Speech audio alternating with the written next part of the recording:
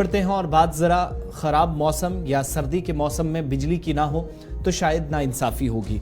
और बिजली की बात करना इसलिए भी ज़रूरी है क्योंकि शमसी तवानाई का भी एक मंसूबा जम्मू कश्मीर इंतज़ामिया का था, वो भी नाकाम होता नज़र आया। और जितनी भी कोशिशें की गई, तमाम कोशिशें मौसर इकदाम तो बताए गए, लेकिन इसके मुस्बत नताइज अभी तक हमें नजर नहीं आए। इसलिए क्योंकि पिछले 24 घंटों में भी कार्रवाइयां हुई और ये कार्रवाइयां उन लोगों के खिलाफ जहां पर बिजली चोरी का भी इल्जाम है या ऐसे लोगों पर जो कनेक्शन चोरी करते हैं अलग अलग जगहों पर। सैयद तजम्मुल भी श्रीनगर से हमारे साथ ज्वाइन करेंगे, लेकिन आदादोशुमार क्या बताते हैं। जो कार्रवाई सख्त की जा रही है इस वक्त महकमे की तरफ से, Kashmir power development corporation limited की तरफ से। परसों वाले प्रोग्राम में भी हमने आपको बताया था कि लाखों रुपए सिर्फ 24 घंटों के दौरान इकट्ठे किए गए और वो इस नाम पे कि अलग अलग जगहों पर कार्रवाइयां की गई, या तो जो बिल्स पेंडिंग थे या फिर बिजली चोरी के खिलाफ जो कार्रवाई हुई।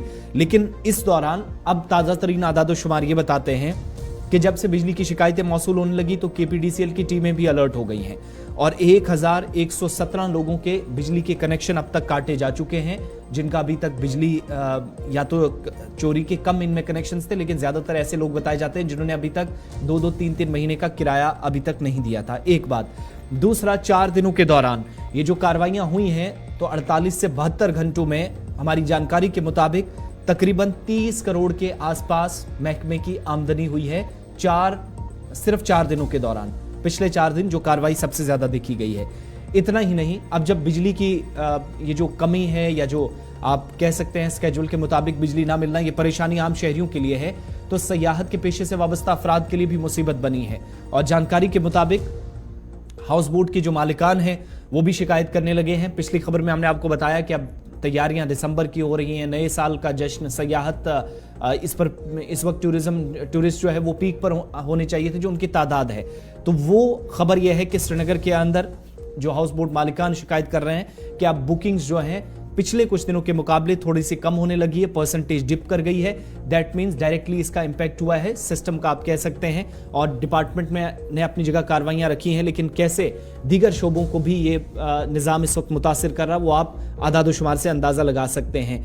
दूसरी तरफ मुख्तलिफ तंजीमें, मुख्तलिफ सियासी जमातें हुकूमत को हदफ तनकीद इसलिए बना रहे हैं कि अब तक जो कोशिशें की गई, जितने भी प्रोजेक्ट्स की बातें होती रहीं, शमसी तवानाई के जरिए लोगों को राहत पहुंचाने की बातें होती रहीं, ये सारे दावे, सारी जो अभी तक बयानात थे वो कागजों तक महदूद हैं। जबकि जो चीजें हैं, महकमे ने खुद भी 4 दिनों के अंदर कितना मुनाफा कमाया वो आपके सामने रखा।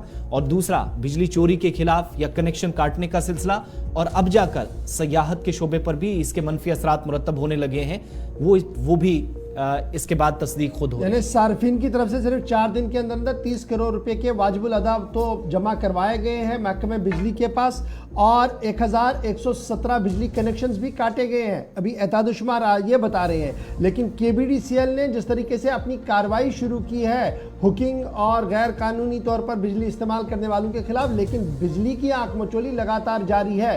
लेफ्टिनेंट गवर्नर के हुक्मनामे के बावजूद भी एज पर शेड्यूल शहर के अंदर, गांव देहात के अंदर बिजली का अता पता नहीं है। मरीज यानी दमे के जो मरीज है या COPD जो मरीज है, जिनके लिए बिजली का होना बड़ा ज़रूरी है, क्योंकि उनके घरों के अंदर कुछ गैजेट्स, मेडिकल गैजेट्स ऐसे होते हैं जिनको चलाना बड़ा लाजमी होता है, वो अब गोनागो मुश्किलात से दो चार होते हैं। सीधे श्रीनगर चलेंगे।